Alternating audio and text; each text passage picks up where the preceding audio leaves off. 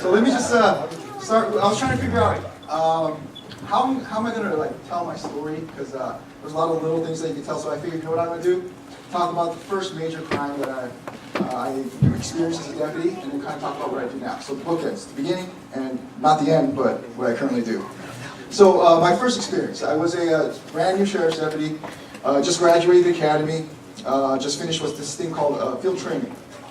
Field training, they have a senior deputy kind of follow you around, and you just kind of make sure that you don't screw up. Well, I just finished that, brand new. I was assigned to the jails. I was in the isolation lockdown facility area, and I was assigned with another deputy who was a canine deputy. But on this particular day, he didn't have his canine with him. He was off in the distance doing something else, filling out paperwork at the time of the incident. And what happened was I noticed him talking to somebody in a cell, one of the lockdown cells. And then I saw him open it and invite the guy out. The guy comes out, and then I see them, at first I was like, what are they doing? They're hugging each other. They start hugging, and then all of a sudden they fall down to the ground, they start rolling around. I go, oh. So I start running over there, call backup. Well, what happened was, at that moment, that inmate, who happened to be a gangbanger, decided to murder a deputy. So what he did was he pulled out a shank, he stabbed the guy a couple of times in the throat, sliced up his face real good. And anyways, we get there, me and some other deputies, we snatch him up. The deputy that was attacked, he survived, he got escorted away. And then we throw him into a cell. We throw him to the cell, and I still remember that he puts up his hands. Not in a, let's get down, let's fight, but sort of like, I'm anticipating a beating. Well, luckily for him, a captain had heard the call, so he came down to make sure that we didn't do anything stupid. And luckily for us as well, the captain was there because we didn't do anything stupid because he was there. So that was the first experience with crime that I had as a deputy. Fast forward a few years, and I'm a special agent at the Attorney General's office now. And I investigate two types of crimes. The first one is elder abuse. And it's basically crimes against a person, anyone that's older than 65. It could be anything from stealing from them, their social security checks, their life savings, their property. Physical abuse. Believe it or not, there's people that actually take joy or some kind of pleasure in beating up old people. And then sexual abuse. Until I started working this job, I didn't know that there's so many sexual abuses to elderly people, rapes, until I started working this job. And of course, neglect. Somebody that's a caretaker for an elderly individual who's supposed to be taking care of their needs, but what happens is they just neglect them because they're lazy or whatever. That's the first type of crime that I investigate now. The second type is white-collar fraud, specifically dealing with Medi-Cal and Medicare systems. Essentially, this type of crime is people who are in the medical profession using their job, the profession, their businesses to take or steal money from Medi-Cal and Medicare. So when you look at those three types of things that I investigate, or the first thing I came in contact with, and then two things I investigate now, on face value, I would assume most people would say, oh, the inmate's the most wicked or depraved, then probably the abuser and probably the fraudster. I'm going to argue it's either the other way around, or at the very least kind of equalized across the board. Let me explain. So remember that inmate that I told you about, who basically attempted to murder that deputy?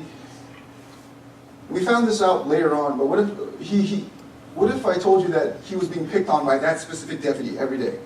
Remember I told you he was a canine deputy. That deputy would get up in that inmate's face, push him around, intimidate him, threaten him, bully him, use his dog most likely to bully him, day after day after day after day.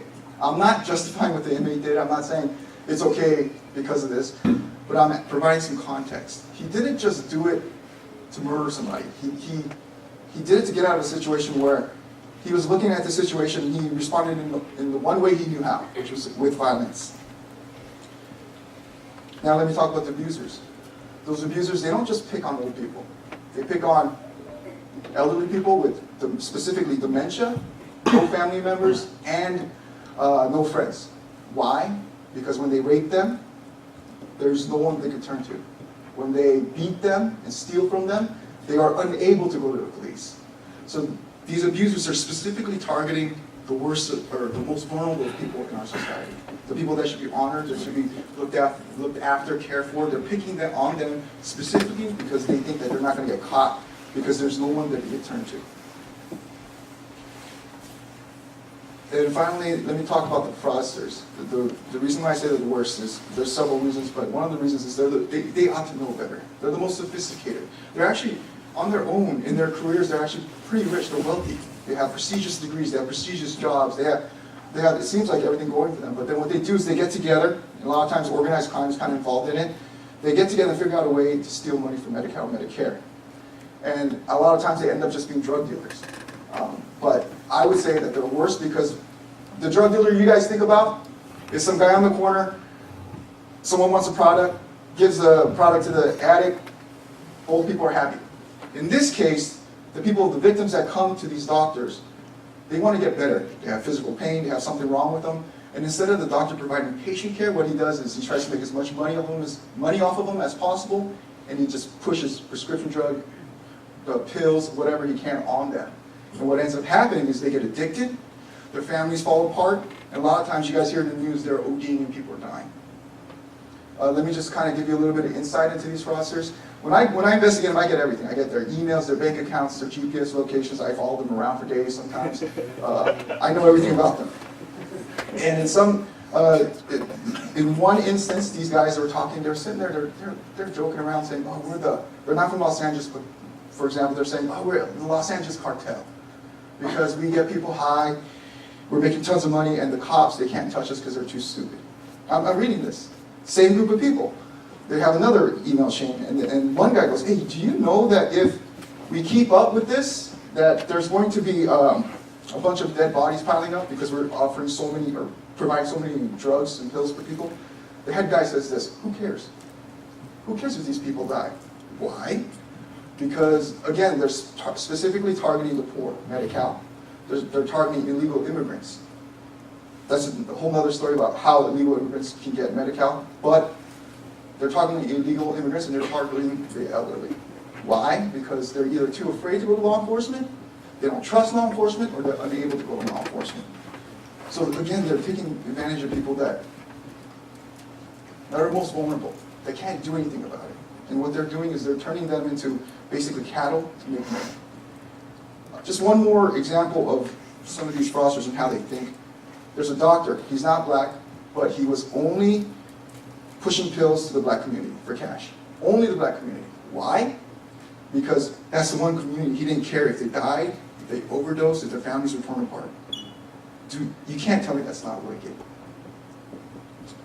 So, what does this do for me? Why am I trying to say these guys are worse than this, or at least they're equal? Well, what did I learn from this? I learned two things. The first thing is this: I'm no better than them. We're all sinners, and I'm no better than these guys I just described. I know you guys might be thinking, oh, that's a bit of a stretch. You're comparing yourself to some wicked people. Let me explain. If I grew up in a different neighborhood, maybe I was born in a different area of the country, I had different friends. Couldn't I be one of them? Just different influences? If I were born to different parents who abused me, sexually abused me, whatever, couldn't I be one of these suspects that I talk about? If I had different urges, what if I was just born with different urges and I had less impulse control? Couldn't I be one of the suspects I just described? What if I were smarter? What if I did get that prestigious degree? What if I went to that good college and had that awesome career that every Korean parents want their kids to have? What if I was a doctor? What if I did all these things and growing up, because I was so smart and so good at whatever, I never got scolded, everyone just always pushed up my self-esteem? Couldn't I be an individual who thought that I deserved whatever I wanted and it didn't matter who I stepped on to get those things? My point is this: it's only by the grace of God that I'm not one of those people. It's only by the grace of God that He used His hand to restrain my sin, my sinful heart in my life. It's only by the grace of God that He came and followed me and chased me down when I was pushing Him away. And that's why I say I'm no better than them. It's only by the grace of God that I'm here today. And the second thing I learned is that they're no worse than me. The people I described, they're no worse than me. John Calvin once said, when you can find nothing good in a man, you can't see anything good in somebody, you have to remember that they were still made in the image of God. So when I know I'm going to go interview somebody, or I'm going to go arrest somebody, and I know that they're a rapist who's been raping a grandmother daily for months and months and months, and I know what he was up to, and I have to look this guy in the face, I have to remember that he's still made in the image of God. And I think this is where a lot of law enforcement people, they forget that you're no better than them, they're no worse than you. And that's why a lot of abuses happen in law enforcement. That's why a lot of us versus them happens in law enforcement, because they think too highly of themselves. So what does this do for my faith? It causes me to stop looking at you guys, stop looking at them, and turns my eyes to God. I look at other people and I can't say I'm better than them because they're just bad, or not worse, or I'm worse, whatever. And I look to God. And all I can do is look at His holiness, and His holiness sheds light on my sin. And as I do that, all I can do is give thanks for the cross.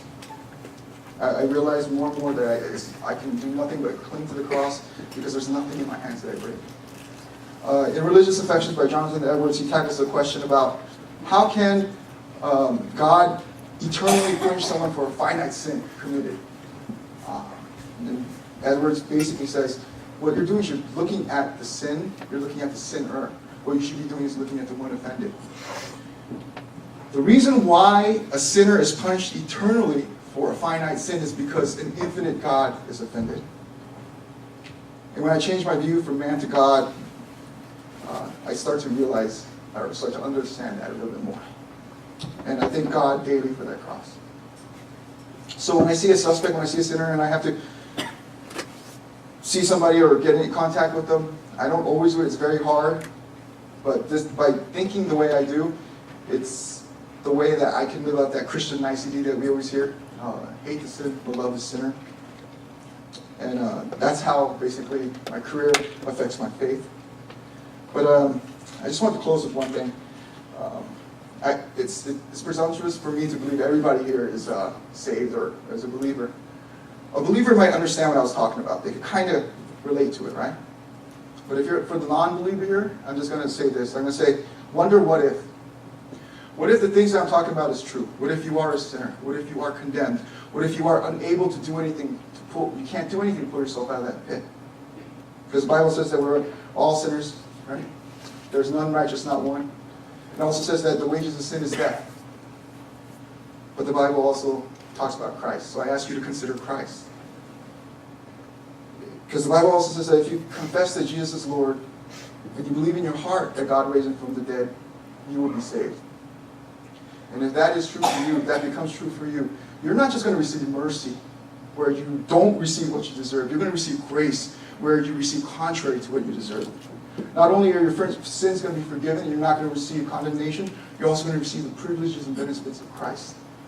God is going to be your Father, Christ is going to be your Lord, the Holy Spirit is going to be your guide and your comforter. And the people sitting next to you are going to be brothers and sisters. And heaven is going to be your final resting place. So, just in closing once again, for the believer, look to God, understand that you are no better than others, they are no worse than you. And for the non-believer, wonder what if and consider Christ. Thank you.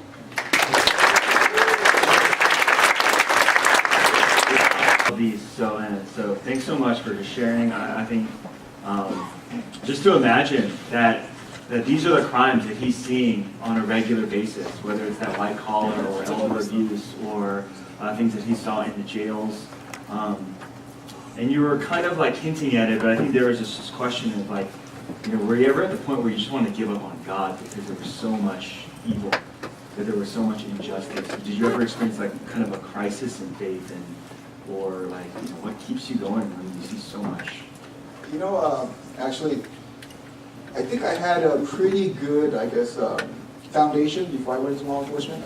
And I tell people that go into law enforcement all this a lot. It's kind of this idea of make sure that you find your identity as a Christian in Christ rather than as a law enforcement officer. Because if you do, then you'll lose hope. You'll get jaded. Things will just, because you're going to see a lot of things. So for me, there wasn't a time where I saw like all this stuff and wanted to give up on God, because the Bible tells us that that's the way it is. ton of sin out there, that we're sinful, and it was to be expected. Thanks for sharing that. You were sharing about that first law enforcement, that one guy in the K-9 unit who was abusing or kind of, just bullying and really going hard at that inmate. How do you deal with others in law enforcement who may have kind of like lost their way, abused their power or something like that? How would you respond to that, and how can we better? So, if anyone's out there thinking about going to law enforcement, this is actually a question. So I didn't work with that guy very often. I was brand new. But when you see abuses, when you see somebody, planting evidence or stealing or something like that, you're actually called to stop them. You're supposed to say, you can't do that. You need to put that back. You need to, stop and think what you're doing. You're supposed to stop them. And it's a shall in our police, in most police policy and procedures. You shall do this. You shall stop them. And basically, if they don't stop and they continue to do whatever they do, you're actually required to report that to your supervisors. So it's actually, and I understand there's this thing of the thin blue line thing where, like, this brotherhood and stuff like that. But that's if you go into law enforcement and you find your identity in being a cop, you're going to fall into that. But if you find your identity in something else, for me, it's in Christ, as a Christian, then I think you could stand up and fight to that. I have a question. Just, have you ever been just at work and just thinking, man, if only the church would just take our mission more seriously, we would be able to do more for the community. That, just, I don't know, is there a better way for, as somebody in law enforcement, for the church to kind of be involved and be intentional to support, and have you ever had those moments where, man, like... Yeah, definitely. You think, man, if we were doing a better job as a church, a lot of this stuff would be gone. For example, I have a coworker, he's black. We were sitting there talking, he was telling me about a situation where he was interviewing somebody and they were like, man, well, you don't know. And he's like, what do you mean I don't know? He goes, you've never been to jail, you don't know what's to be black. And this idea of that's what it is to be black, you have to go to jail. Like this idea of the kid didn't have parents, he didn't have church, he didn't have family, he didn't have community to raise him up. So if the church were being the church in his community, he could have ended up different. And his response was, when did it, when is it supposed to be that you're supposed to be in jail, to identify as a black person? So I see that it's this idea of a lot of people out there are lost, a lot of criminals, suspects. That's why I say I could be one of them. A lot of them, they just were raised with a lack of parents, lack of structure, lack of good friends. And if the church were there for them, it could be very different. Thanks for sharing that. That's so good. I mean, for us, we think so often, man, like the cops need to do a better job, or like our senators, our governors, our mayors, they need to do a better job. And I think in so many ways, if the church, if we would really realize that we are so crucial to building up families, building up communities, loving our neighbors, that we could do so much to really guard our communities and guard our children and be such a part of a great solution. So I hope we can do that together. Can we thank Sop one more time?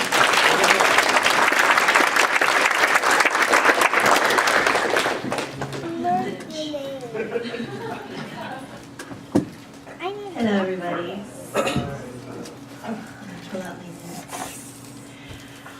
So for those of you who don't know me, my name is Hannie, like Pastor Mike just introduced, and I am a licensed clinical psychologist. And like many people who entered this field, I started off with really grand dreams and visions of what this job would be like. Like, I'm gonna go and save people, I'm gonna walk into this broken situation and then say the right things, 1, 2, 3, and then everything's better. I really had this very naive optimism and idealism about what it would be like to be in the field. But very quickly, I learned 2 lessons. The first lesson was that the clients that I was working with, even their best efforts when they were working so hard, it wasn't always enough. There's one particular client who where that really hit home for me. It was a young dad I worked with, and he had a wife, young children, but he also had an addiction. And he was coming to meet with me because he was starting to see how his addiction was affecting his family, especially his kids. And he wanted to make some changes. And he really, really loved his kids, like any dad would. But you could just tell when he's talking about them how much he loved them. And I think as imperfect, selfish people, one of the more selfless loves we can experience is probably a parent's love, probably as close to selfless as you'll get. So I thought, great, like he's so motivated, like, and he's motivated by this like beautiful, pure love for his kids. Like, all right, let's do this. And he did make some progress. He worked for a few months, but it still wasn't enough. It was a very long-standing addiction, and he really, really struggled to overcome it. And so one day I got a phone call, and it turned out that he had passed away. Not directly from the addiction, but from some indirect effects of the addiction. And I think the last session I had with him was either the day of or the day before that he had passed away. So even to the very end, like, he was working so hard, you guys. He worked so hard to try to get better, but it wasn't enough. So he was one of many people who made me realize, gosh, like, even when people work really hard, even when they have really good motivation, it's not always enough to save them. The second lesson I learned was that my best efforts as a psychologist were definitely not always enough. I would sit with people who I would hear stories about abuse and trauma, and it was one thing to like hear about it on the TV or maybe learn about it in class, but to actually sit with someone who had lived it, right, and who was looking to me for help, I was like, I don't know what to say. I can try to empathize and hear you out, but what can I really do to fix this and make this better? I didn't know. And now in my work with children with autism spectrum disorder, I'm often in the position of having to tell parents that their children have this diagnosis, and it is a lifelong diagnosis without a cure. So you can imagine the kind of the painful conversations I have to have, or there are parents who will tell me, and these are children where they have a little bit more severe symptoms. I can think of a particular parent who was crying, saying, I've never heard my teenager call me mom, and that's like my dream to one day hear her call me mom. So as a fellow mom, I'm like, oh God, my heart's like breaking for you, but I don't know what I can say to make it better,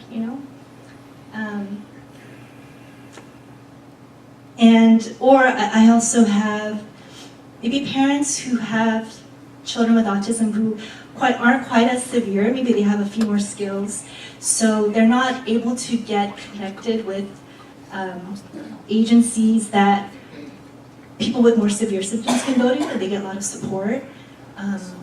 But these adults are not quite, they're still impaired enough where they're going to need support, right? They can't be independent, but they're not severe enough to get the help they really need. And so that I have parents, again, crying with me like, Dr. Lee, like, what do I do with my kids? Like, what happens, like, once I die, who's going to take care of my kid? Who's going to make sure they don't get taken advantage of? Who's going to make sure that they're safe and loved? And so in those moments, again, I find myself, I can see the most like perfectly crafted statement. I could use all the techniques I've learned and all that, but in the end, there's little I can do to really give them peace, like true peace, and to really fix things. So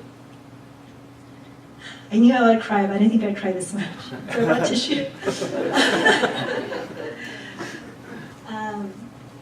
So from those 2 lessons and my own kind of disillusionment, I guess, from realizing, gosh, like even my clients' best efforts or my best efforts are not enough to fix everything. What I realized is that I had made some wrong assumptions. First, I had really underestimated the problem of sin and brokenness. I really, really underestimated it. And at the same time, I overestimated my ability to fix it. That I thought I could save people. I thought I could be like Jesus. And I know a lot of other people in the mental health field experience this kind of helplessness and disillusionment.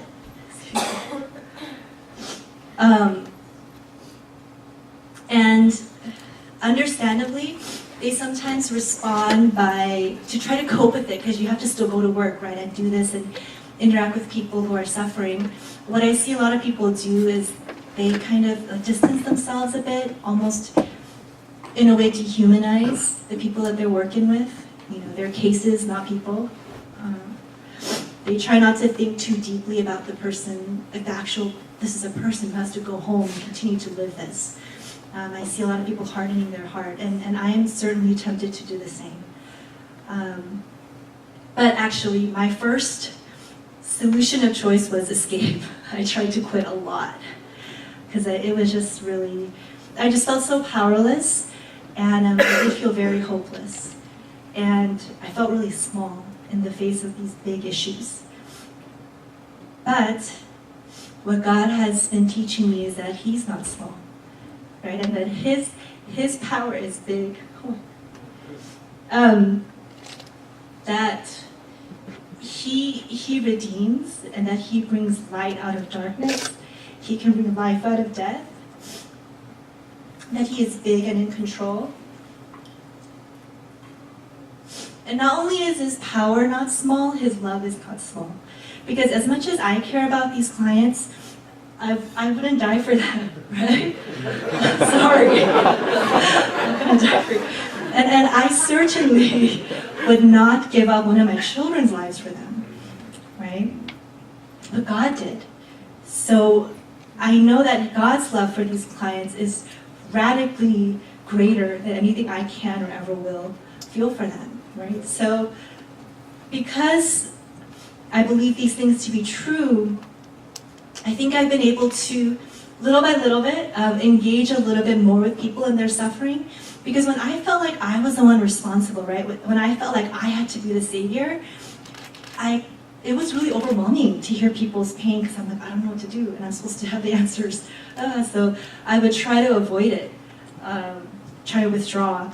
But now, as God reminds me who's really in charge, who really loves these people, much more deeply and infinitely more than I can, I feel more free and less afraid to engage in people's suffering.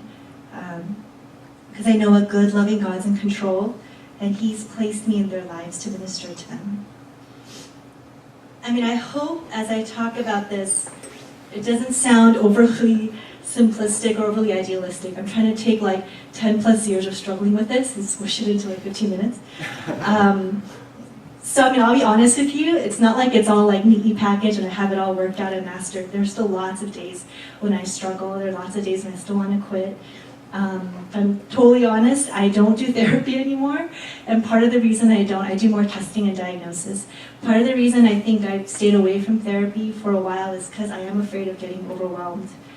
But I think God has helped me grow in this, because I see now that when I do get overwhelmed by people's pain, I go back to Him faster. And I'm quicker to pray for my clients because I realize, oh my God, I don't know what to do. I'm quicker to ask God for help. So in that way, I do see how there has been growth. Let me end with a couple analogies that have really been helpful for me to hang on to when I'm feeling tempted to quit or tempted to withdraw. The first analogy was shared to me by a friend in grad school who was struggling with very similar feelings. And she was talking to me about, hey, you know, when someone breaks their arm and they go to a doctor to get it addressed, the doctor, you know, will set the bone in the proper position. The doctor will put a cast on to make sure that the bone heals in the proper position, whatnot. So the doctor's certainly doing things to help and to create a good environment for the bone to heal well. But the actual healing part, the doctor doesn't have much control over. Yeah, like the doctor can't make new bone cells appear, like, you know, like they don't. The actual healing part, they don't have a lot of control over. And the second analogy was shared by some small group friends who talked about a gardener and how when a gardener is building a new garden, say, you know, they're going to water the plants, they're going to prune the plants, maybe put some fertilizer or whatnot. But most of what is critical to the garden thriving, like sunlight, you know, weather, pests, the quality of the soil, all that, that's outside the gardener's control, right? So in a similar way, I think I'm letting go. I'm learning most of my clients' growth and healing is really outside my control, but I want to be available, right, to be used by God to minister to His people. I don't know exactly how His will is going to unfold in their lives. I don't see the end picture. I don't know for sure how it will be, but I do know God is good. So I will be faithful in the role God has placed me in and trust. Leave it to Him. Thank you.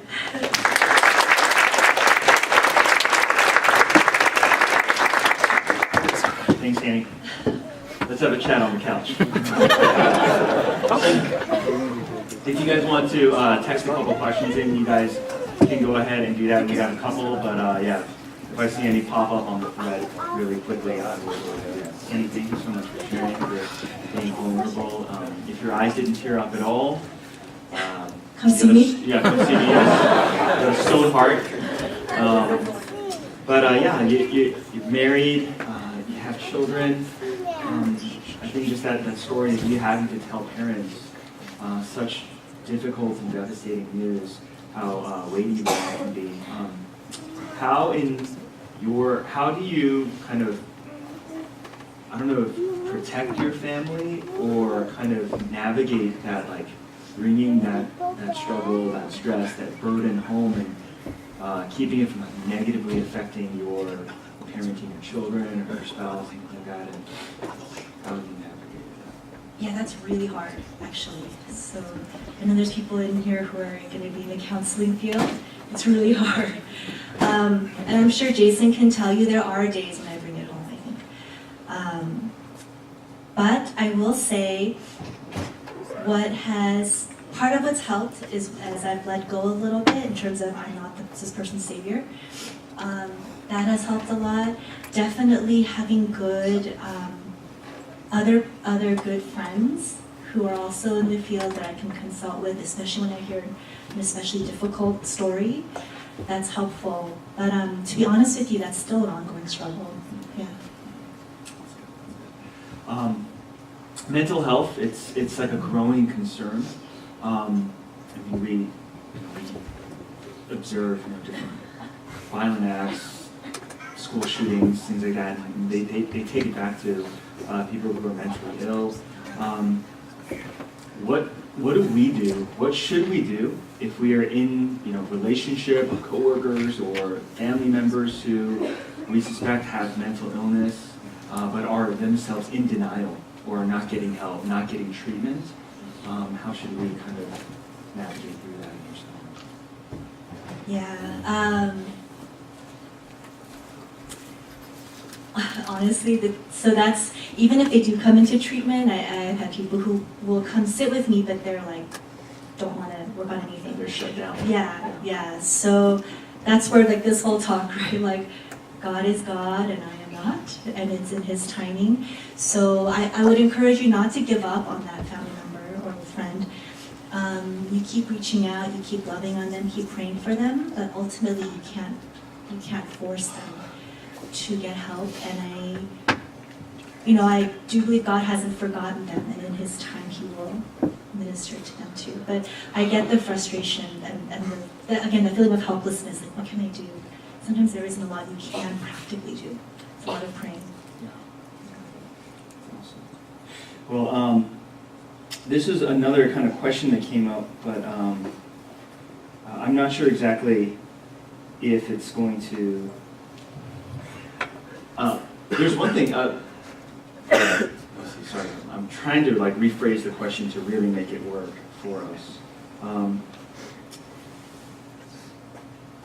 Like, what is Christian counseling?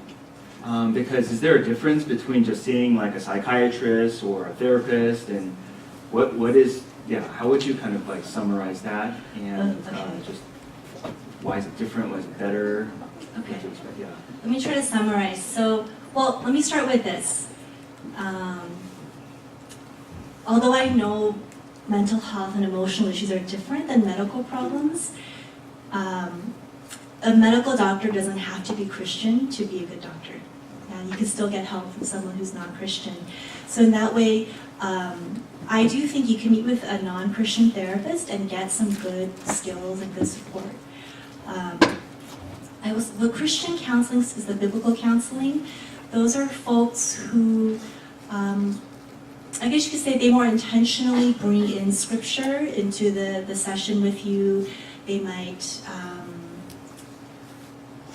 you'll talk more directly about how scripture applies to whatever issue you're bringing up. In a traditional therapy session, that's not necessarily what the therapist would do. If you bring it up, maybe they might talk about it with you, but the scripture isn't explicitly discussed like that in a traditional therapy session. I don't know if that makes sense. Awesome. Well, Hannie, thank you so much. Once again, she'll be available afterwards if you like have a real heavy question and you're like, I'm not going to text this. But let's thank Hannie one more time. All right, well, geez. Okay, there is no way I'm doing this in 15 minutes. If anybody's ever heard me speak or watched any YouTube videos, that's like a very short snippet of time that I can actually, they cut everything else out because I just ramble. So I will try to keep it under 2 hours. You should have seen people's faces like, we're out. You should have left it at the break. No, I literally am really, I will try to do my best to try to keep it at like 20 minutes. But I started putting a package together. So like everybody else just read from notes, right? I cannot do that. Like I have to have like pictures behind me that tell part of the story. And so I'm gonna go through some of those pictures, and some of it, this is a joke for P. Mike, by the way. So I'm gonna do this in 3 points. The first point is going to be, I'm serious, by the way, this is how I laid out my the first point is who I am. The second point is more or less creation. Okay, we're gonna talk creation, evolution, etc., etc., etc. And the last point is gonna be why I believe. We're gonna hit that, and sort of that's the path, and then, okay? So I'm gonna try to unpack the first thing, which is who I am. You know, I do pay attention, even though one eye starts to, I do pay attention.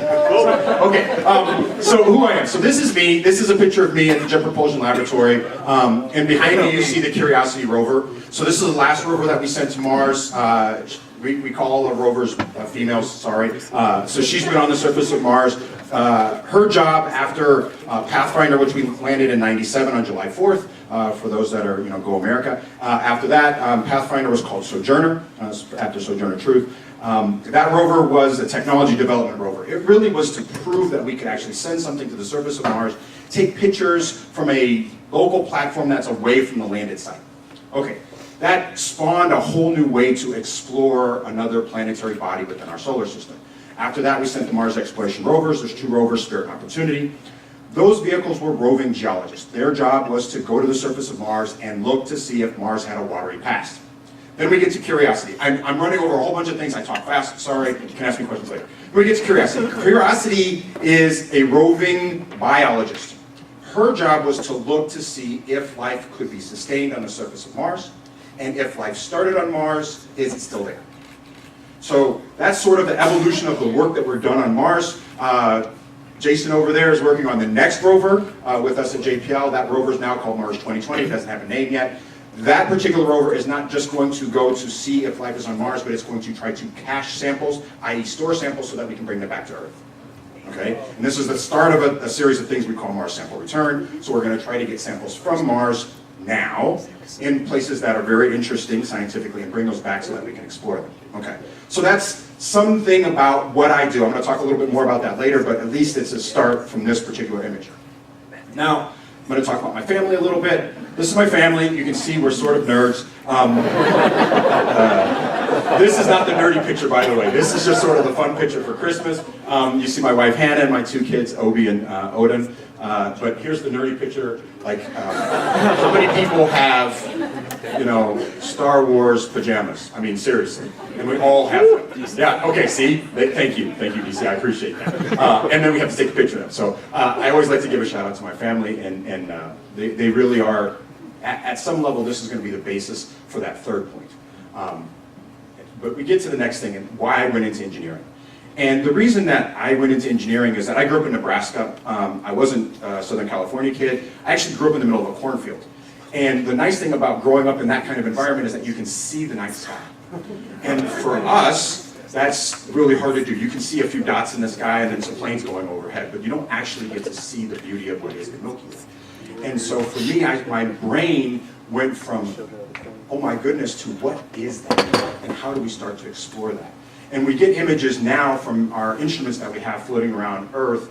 This is from Hubble. The next image is from Spitzer. But these beautiful images of collisions of stars or galaxies that are colliding, or the birth of a star, the expelling of billions of gigatons, if you will, of energy that spews out into the universe. Okay. And then, we get images of our planetary neighbors. This is from the Cassini spacecraft around Saturn. I actually got to see the Cassini spacecraft before it left. I did one little thing on it, so I can't tell you I worked on it, but I did actually go, ooh, look at that thing. That was the last of the real expensive spacecraft that we've sent from Earth, and we just crashed it into the upper atmosphere of Saturn, which is pretty cool, but doesn't send any signals. And then we get to the real reason I got into all this, right? But it's really Star Trek, right? I'm glad that you guys are laughing because I was going to be upset if you weren't. So for me, it was I wanted to be Scotty, right? I mean, there was the captain and he was cool, but he slept with green women, and I just didn't understand that. Sorry for the sorry. PG. And it was a cool cast. And then there was Uhura, but she had the little thing in her ear and she just repeated what the computer said, and I never got that. But Scotty, he was the guy that made things happen, right? We need more power. I'm giving you all you can, Captain. The lithium crystals, all that kind of stuff. And I was like, oh, I want to be that guy. I want to build a spacecraft that do it. And then we got to the next generation, and that was Geordie LaForge, and I knew Geordie LaForge from Reading Rainbow. Remember that? Okay. So some of you guys are old enough to remember that. Some of you aren't. Okay. But it was the first time I, as a person of color, was able to relate to somebody on TV doing something that I wanted to do. And for me, that was a huge thing. It's like, here is this guy who I had seen in first grade, second grade, whatever, and Reading Rainbow, and they were doing this education, and now he was actually having a very, very profound job on the USS Enterprise. It was the Enterprise D, 1701. Anyway, he was the engineer. He's the guy that built stuff, and that started this career path for me, going down this very, very interesting world. Now, I will tell you that I think a lot, and I read and I retain lots of information. It's just a gift. And that drives a lot of the things. So I grew up in the church. My parents were both very, very, they were churchgoers. I'm not going to say they were very religious, but they were churchgoers. But somewhere in my high school years, I left. And I started to do the thing that a lot of us do as we go through high school and into college. Not just question, do I believe, but question why other people did. As Mike brought up early on, he was saying that this life, this being in engineering and understanding and trying to fundamentally understand how the world works makes you ask questions. And your questions become so nuanced as the way language matters. Right? I mean, for those that remember, and I'm going to use a really crazy reference, but if you remember this quote, it depends on what your definition of is.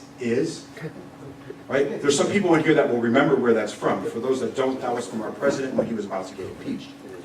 Right? Language matters. And so when you start to read through the Bible, how do you discern the words that are used from the meaning of those words? And that pushed me further away from the Bible, because it was an intellectual argument about words, not an intellectual argument about feelings, right, and beliefs. I'm going to get back to that, but I wanted to start with that because there's some parts of this that are going to get back to that. Okay, so get off Star Trek. Then there was this. This was first grade for me, right? The Challenger disaster. And I was like, I want to be part of the team that keeps this from happening. I was in first grade, right? So for me, I got to see the shuttle launch. I got to see some of these people go to space. I was so involved in trying to understand that I started to go to the library and read and learn about what was going on in the world and how we were doing these types of things. So, next stage. Point number 2. I want, yeah, you can bring the lights down. It's the time. I want, and this is going to be, now we're going to go from being like crazy Star Trek to something like we're going to go a little bit more metaphysical, crazy in your brain. I want you guys to literally just for a second close your eyes. Just close your eyes for a second. And imagine nothing. Not air, not breath, not light, not sound, nothing. Just imagine. Okay. Can you picture it? Now, open your eyes, and I want you to think about putting something in that emptiness. If you, oh, geez, I got to Genesis. Okay, so Genesis, I'm sorry, I meant to go there, but that's okay, Genesis. So, Genesis first, in the beginning, God created blah, blah, blah. Okay, this is important, okay, but still, remember nothing, but God created, okay, Genesis. You guys should read through it, we'll come back to it. Okay, but remember that, nothing, there's nothing. Now, open your eyes and look at the screen. If you have nothing, and you put something in it, instantaneously, you get everything. Think about that for a moment. If you can envision nothing and you put something in it, instantaneously you get everything. That's the fundamental thought for the Big Bang.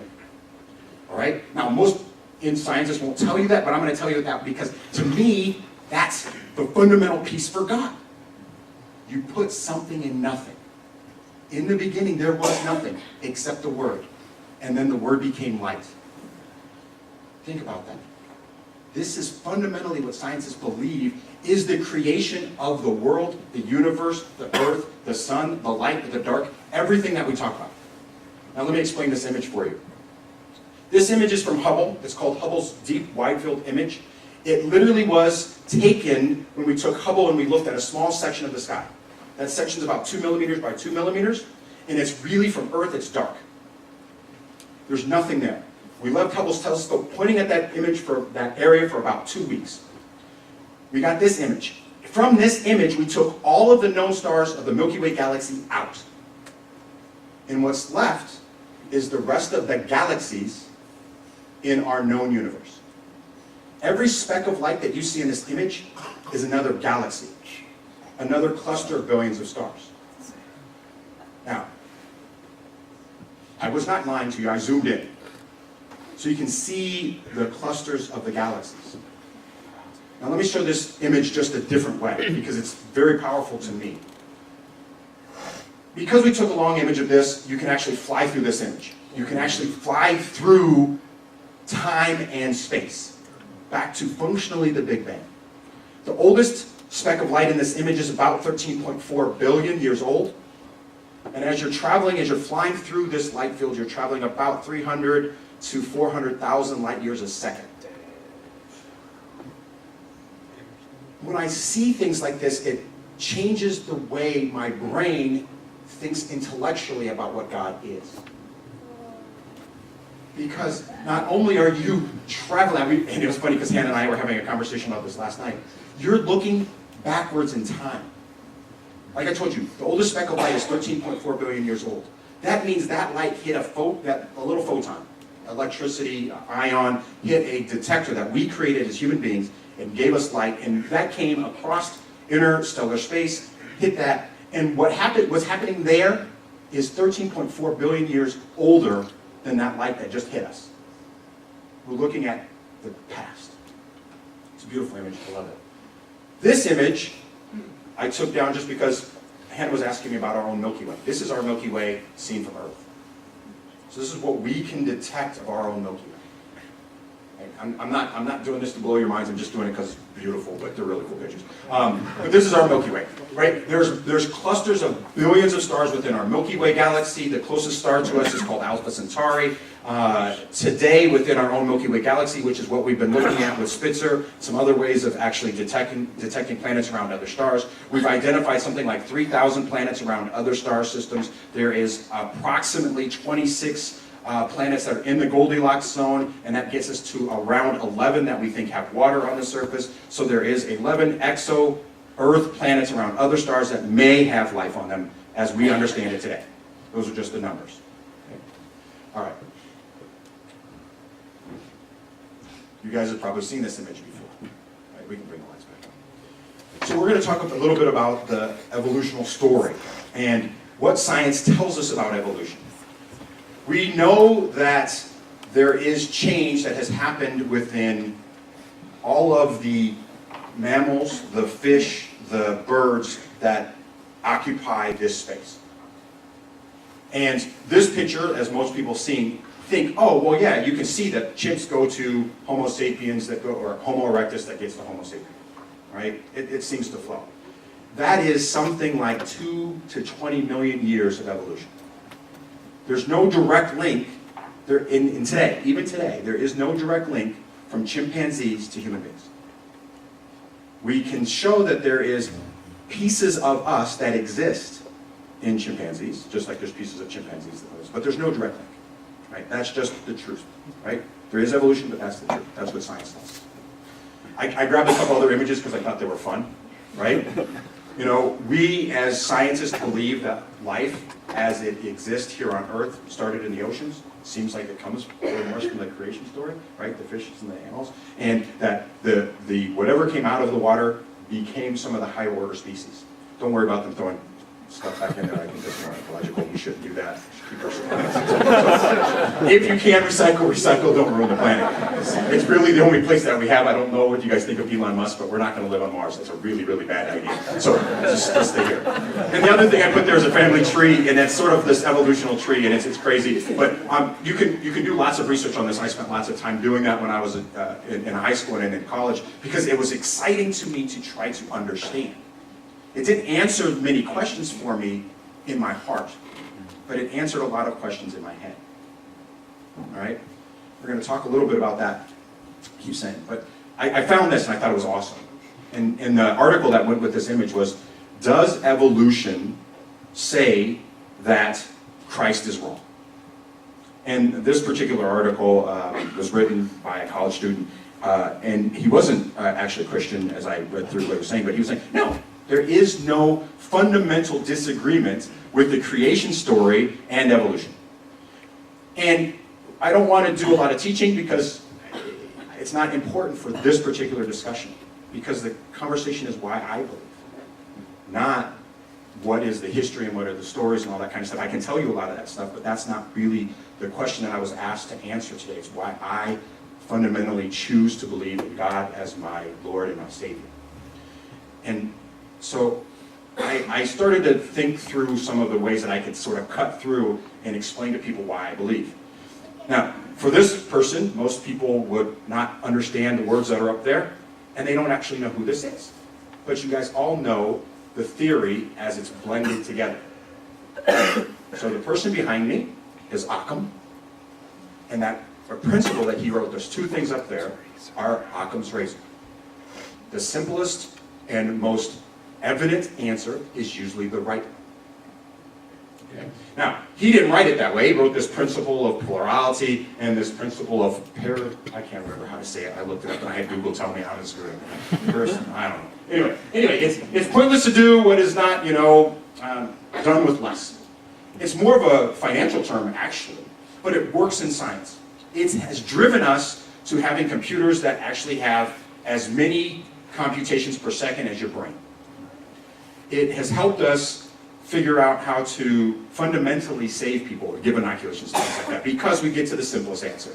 And so, as a person of some semblance of smarts, I get back to what is the simplest answer? What is the fundamental question that we ask ourselves? And at some level, is there God? And you can argue that. But we get to something like this, and I had this as a kid, and I read this, and some of you guys have seen this, is the famous Footprints one, where it's talking about how when I struggled, why weren't you there with me, God? And then the denouement of this particular thing is, it says that, no, you weren't alone, I was carrying you. And I think this, to me, in fundamental pieces, and all coming together, is why I believe. And I try to make a slide, hopefully this works, but it's this. It's love. I love my children. I love my family. But I have never experienced love like God has loved me. You heard from every single person. Every person used this word when they were talking. Love. God loves me. He so loved the world that he sent his only son. And it's amazing. I'm going to tell you guys a story that happened right before I came here. I had a lot of these slides done, and I was sitting up here and I was lecturing, and I went through it with Hannah, and literally Hannah goes, but that's not what they care about, Kobie. You keep trying to teach everybody about what they should know about pluralism and whatever the heck. But they want to know why you believe. And this isn't supposed to be a lecture, it's supposed to be why. And she walked away thinking I was really mad at her because I was going to go take a shower and shave my head because I had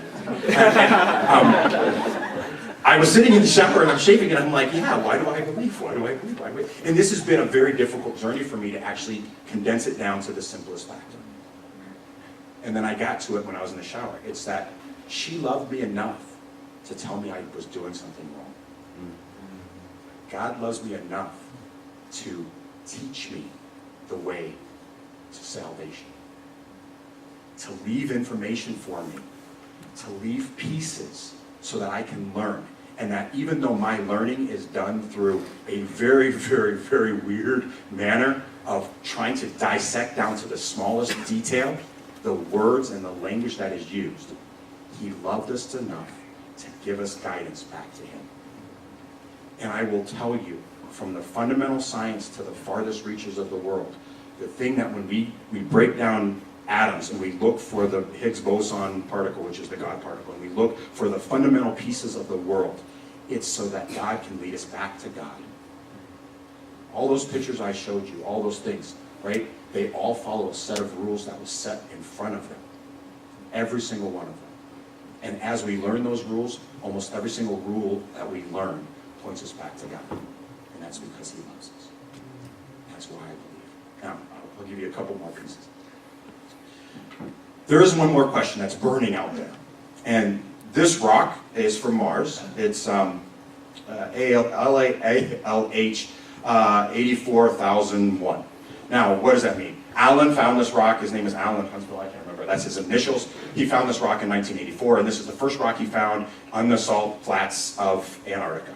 The ice flats, the salt. And what happens in Antarctica is a lot of the rocks that fall to our Earth, they fall into the ice, they melt the ice, they go underneath the ice. But the way that the ice shelf works is it moves around, it moves around, it moves around, it pushes all the rocks back to the surface. Right? And so that you can go around and you can just literally walk around the surface of Antarctica and you pick up rocks. Well, this rock was picked up, they carbon dated it, they looked at it, it's from Mars. And for those of us that were around in 1984, it actually happened a little bit later, about 90, 92. They did some scanning electron microscope imagery of this, and they see the image on the right, and that little thing that looks like a worm would look like microbacterial life. And so they said, oh my goodness, we found life on the surface of Mars. So the question is, what does it mean for our creation story, and for us, and for God, if we find life somewhere else? How does it change our own worldview? And I think it's a very important question because I asked myself this, and Hannah asked me this question more than once. And I put this up there because I think it's imperative for us to actually think of that. And I will tell you, I'm not the best biblical scholar. I've read the Bible, and I remember things a lot, and I pick out little pieces. But that's not how my brain works. My brain works in absolutes. There's nothing that I've ever found in the Bible that says Earth was the only place that was for life. Right? So how does finding life somewhere else change God? If God started it, it doesn't change anything for me. And so when people sit there and go, oh, well, if they find life, they're going to disprove that there's a God. Wouldn't it be amazing if we found life on one of these other stars? Now, Alpha Centauri, I talked about, is the closest star to us at 23 light years away. For a human being to get there, it's going to take something like 2,000 to 3,000 years. It's not going to happen in our lifetimes. Okay, that being said, can you imagine? We send some human beings, they go off, or we send the Tesla with the man in it, right, like, which Elon Musk just did, and it's going to Alpha Centauri, it gets there, 3,000 years later, and they have a Bible, and the story is exactly the same. Wouldn't that blow our minds? That the fundamental piece of everything is God. And it doesn't matter where that life started, it doesn't matter how it evolved, but what matters is that He is the fundamental piece behind it. That's why. That's what I believe, and that's why my conviction is so strong. And I will tell you, I'm not the only one.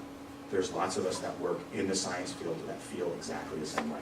You will hear in the news that science tries to disprove God. That is true. There are people who will try to disprove God, but there's just as many that are trying to prove God. Okay. I put some pictures of the rover because I can't help myself. Here's our hardware on the surface of Mars. That's my baby. This is Curiosity. It's an awesome image. But there she is on the surface of Mars. That was about a month ago, a selfie that we have. And I will tell you, I can't tell you guys definitives, but I can tell you things that are very interesting. The first sample that we took with this vehicle, remember I said she was a roving biologist, the first image that we took with that particular vehicle, or I should say not the first image, but the first sample that we took of the surface. First time we've drilled robotically on the surface of another planet, but that first sample is very, very interesting. The scientists have just released, within the last, a year ago, so in 2017, they released that had life started on Mars, all the building blocks to support it are there on Mars. The only thing that they didn't say from that sample is that there was life in it. I'm going to tell you that's a very, very difficult thing to do. It's almost impossible, at least with the instrumentation that we have. And this has very, very fine instrumentation to actually say that you found life, right?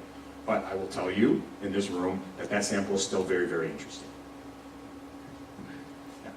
We do know there's water on Mars. There was once lots of water on Mars. Everywhere we find water here on Earth, we find life. So let me just tell you, we will find life on the surface of Mars at some point in time. It just goes to show. Now, will we find human beings? No. Will we find Martians? No. We're going to find pond scum. We're going to find blue-green algae. That's the stuff that grows in your aquarium, right? So if you have a fish aquarium, then stuff that grows, we will probably find that on the surface of Mars. And we'll probably find that elsewhere in the solar system. If we ever land on a comet, we'll probably find it there as well, right? Water is very abundant within our universe. It doesn't disprove God. It just tends to point back to God's unbelievable creation that we all get to experience. I think we're down to the last couple images, and I'm going to leave. I'm going to close out with some of my favorite stuff. This is the sun setting on Mars. So this is from the Spirit rover. She doesn't communicate with this anymore, but you can see the sun setting, and I think it's just really cool, so I put it in there. Mostly because, guess what? Day and night, as defined in Genesis, is only a construct of where you're standing. Right? If you're God, a day-night cycle might be billions of years because He doesn't orbit the sun.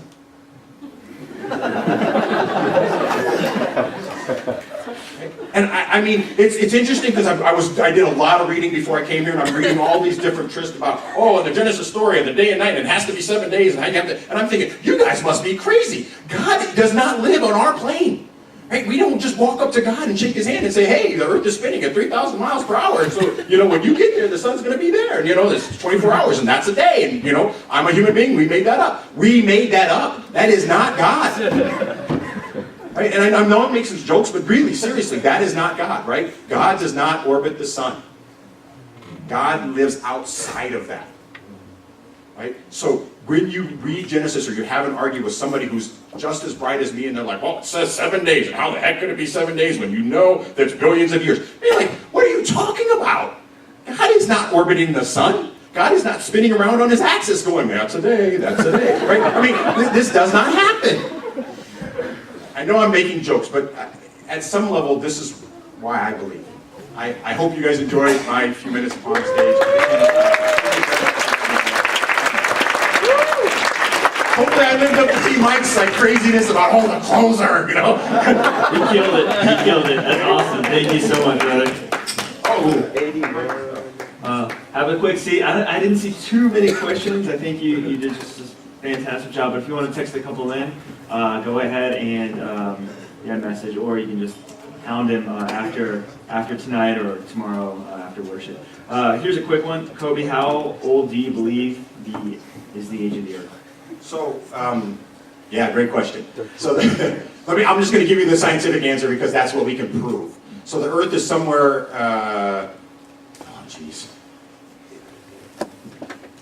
it's easier to go backwards. So human beings, Homo erectus, through whatever you like before that, has been around for somewhere between 20 to 200,000 years. The Earth's formation, the sun's formation is something like 1 billion-ish years ago, a little bit less than that. And then Earth formed somewhere like in the 200 million-ish years before that. So these numbers are rough. We don't have great numbers, but if we look at orbital science and orbital mechanics and what we see around other stars, we can actually sort of get a pretty good understanding of how our sun actually cooled down and the clouds of gas that were around it coalesced into planets. And so those numbers aren't perfect, but they're close enough. So somewhere around the 20 to 200 million years. Can I just ask another, so 20 to 200 million, Yeah. Huge spectrum. Factors of 10. Now, there are a lot of Christians who hold to something called like young earth theory, and they do believe that the earth isn't like 200 billion years old, but that God created the earth and the universe with the appearance of age. In the same way, if he created Adam, he didn't create a baby and just wait for Adam to become a man and then start talking to him and give him commands, but that if God were to, out of nothing or out of dust, create a man, or out of Adam's rib create a woman, that he created an adult. And even though technically he's just 1 day old or 1 week old, he has the appearance of an 18-year-old, 25-year-old man. For you, and you hear that position, and there are many Christians who hold a young earth theory, is that like incompatible? Or is there respect? Is there room for... Yeah, so one of the things that it's interesting because I set it up but I didn't get to it in my talk was, and I asked you, I sent Mike last night late, I sent him a question. What's the biblical definition of belief? And I'm going to tell you guys what my definition of belief is. There's belief that is intellectual. There's definitions, there's theories, there's data that I can put in that satisfies a belief that's intellectual.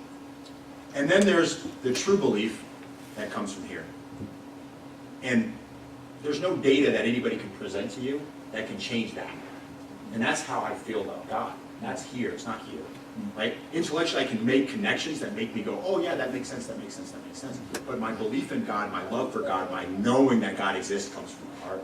And so, yes, if you can make the universe, you can make something look like it was only 2,000 years old, or you can make it look like it's 20,000 years old. There's plenty of room in there, right? There's no, as much as we all have agreed to sort of the Big Bang Theory, it's not perfect. And it is a theory. It has some data that supports it, but it is not a law. It's not something that is definitive and says, yes, we know 100% that this is how everything had to be. So you can investigate as much as you want to, you learn as you go, but I think that God is so great and God is so massive that there's always a place for a lot of different thought processes, and how you develop God is, I think it's more of the, do I love God in the way that God loves me? And I think as soon as you get to that, you're like, how it happened is an intellectual debate. It's fun for us to talk about, but it's not as important as the joy of following Christ and having him guide our lives and lead us to salvation. Amen. Thank you for that. That's awesome. So good. Just maybe this would be very relevant for any of our college students or people in grad programs. Word of advice for how to interact with those kind of like staunch atheists, those staunch like naturalistic worldview, like look down on Christians or completely reject the Christian worldview. Like, yeah, how have you? Yeah, well, remember, I was one of those people for a while. Yeah. I would say that I was a really good arguer. I love to debate with people. And yes, you see my wife laughing. She goes, like immediately. I was like, and I love to win. And so I think part of it is that you're not going to change somebody's mind in one conversation. And to literally have the argument which just says you're just wrong and I'm right is never going to work for you. You're never going to be able to win somebody's heart that way. But you can say, you know what? We can agree to disagree, but here's what I believe. And they'll say, the other side will say, well, it couldn't have been created in 7 days. Okay, fine, that's okay. Maybe it wasn't 7 days. Does that change how you feel about Christ? Right? And I think one of the things as a person that always argued, it wasn't that I wasn't religious. So I always say, there's no atheist on the deathbed, right? If you've ever been around somebody that's close or going to die, they're looking for salvation in whatever way they can find it.